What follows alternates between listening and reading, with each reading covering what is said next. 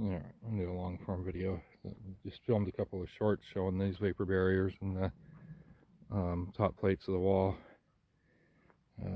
These top plates are bolted down with J-bolts that are anchored into the concrete bond beam and into the block walls.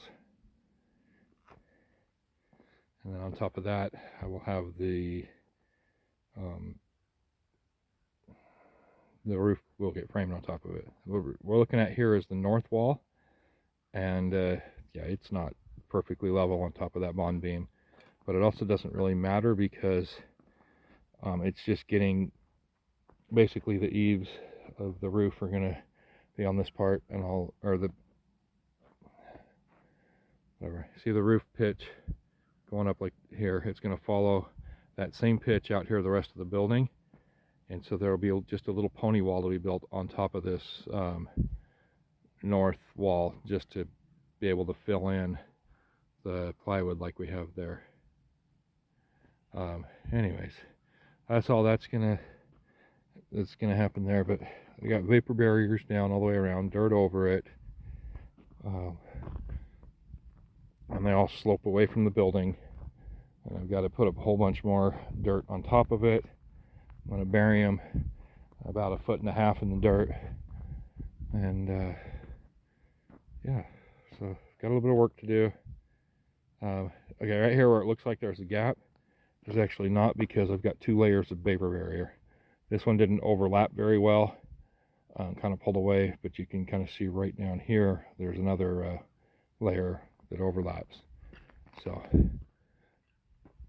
and I ran out of plastic. I don't have any more to put over that, but I might be able to find something to put there before I bury it the rest of the way. I got that one more piece of pressure treated 2x8 there to fill in the gap right there. It'll be more than enough for that gap, and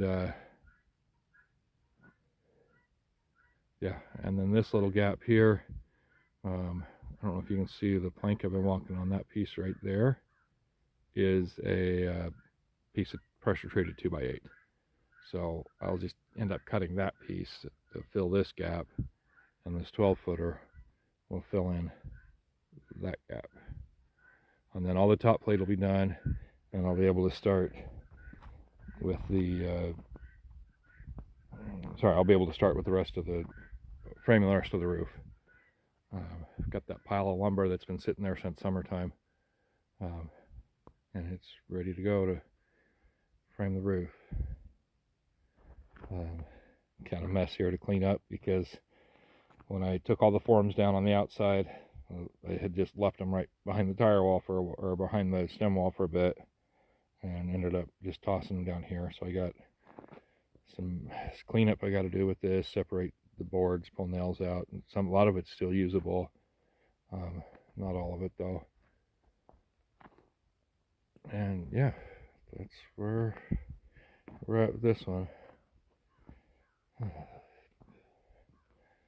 Yeah, so I know I got a few comments on one of the other shorts where people were asking if the concrete needed a footer and all that, and at the bottom of these walls there are footers that go down into the ground, and then this section of wall from here up, it's got rebar that drives down all the way into the tire wall, and then yeah, it's intermeshed into the tire wall all the way along. Plus it's supported over the top of my buttresses there, and at the other end, and then in this corner. So you can literally think of this concrete wall here, or this stem wall, as a beam. Technically that's what it is. It is a bond beam to tie every component of the wall together. The weight of it is supported by the buttresses as well as the tire wall. And on this section here where it hangs out, where it's out over the edge of the top couple rows of tires, it has a section that 90s out this way underneath my vapor barrier here on top of the row of tires, and it comes out 2 feet, and that section is 8-inch thick concrete, and then it comes over here and 90s up to the 8-inch stem wall. So there is plenty of support between the corner here the buttress there and the buttress at the other end, and the part that comes out over the stem wall to support the whole weight of that concrete wall. If you think about an overpass, right, they have those concrete pillars that are rebar reinforced, and then they have concrete beams that span between it, and sometimes those are 40 feet long, and they're not supported by any bigger of a pillar than what that pillar right there is. Right, and that pillar is rebar reinforced. The block wall there is rebar reinforced. The whole pillar is rebar reinforced, and there's rebar in the whole beam as well as down into the tire work below it.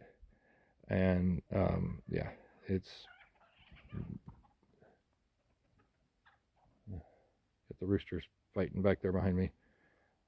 Anyways, and then so that's that wall. This wall here is sitting, it's a bond beam or concrete stem wall, whatever you want to look at it, that goes over the top of all the tires. Again, supported in the middle by the buttress and on the end by the buttress, and it's over the top of the tires. It's 8 inches wide, bows out a little bit in the middle, so it's a little wider in the middle in places than others. But it's an 8-inch wide, 2-foot tall concrete stem wall slash bond beam that ties everything together. J-bolts coming up out of it to put the top plates down, rebar going down into the tires, as well as horizontal rebar throughout that wall. And you see a lot of that rebar work in all my earlier videos. Yeah, that's, anyways, so that's stem walls up, vapor barrier, top plates, basically a little bit left to do on top plates, and I'm ready to do frame the roof. You can see down there on the other side, so you get the barbecue grill. Right on the other side, there's that stack of lumber there. That stack of lumber is all the lumber for the rafters and the ridge beam for this roof. That's where we're at with that. I'm gonna go ahead. Sunset is probably kind of blinding, but I'm gonna go ahead and end this video here. If you guys like the content you're seeing, go ahead and like and subscribe. Share it with your friends. Still don't have enough subscribers or enough watch time to monetize yet, but trying to get there. I'd like to share what I'm doing with anybody that's interested. I know it's a kind of a different way of building than what everybody's used to. But yeah, that's where we're at. Anyways, that's it for this one.